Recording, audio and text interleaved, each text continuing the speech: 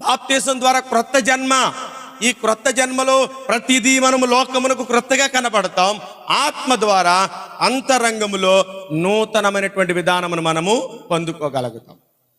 ప్రియమైనటువంటి దేవుని ప్రజల జ్ఞాపకం చేసుకుందాం, బాప్తిసం పొందిన మనమందరము క్రీస్తు ఆత్మలోనికి మనం ఏం చేయబడో తెలుసా?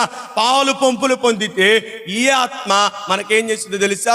క్రొత్త హృదయాన్ని ఇచ్చిద్దంట, క్రొత్త హృదయాన్ని ఇచ్చింది. అందుకే హెజ్కేలు భక్తుడు అన్నాడు, రాతి హృదయమును మీలో నుండి తీసివేసి మాంసపు హృదయమును నేను మీకు ఇచ్చదు. ఈ హృదయము నా ఆజ్ఞలకు లోబడినటువంటి హృదయం, నేను చెప్పు మాటలకు విధేయత చూపించు హృదయం. ఈ హృదయమును మీరు పొందుకోవాలంటే ఈ సంవత్సరం మీరు జరిగించవలసిన ప్రక్రియ ఏంటో తెలుసా?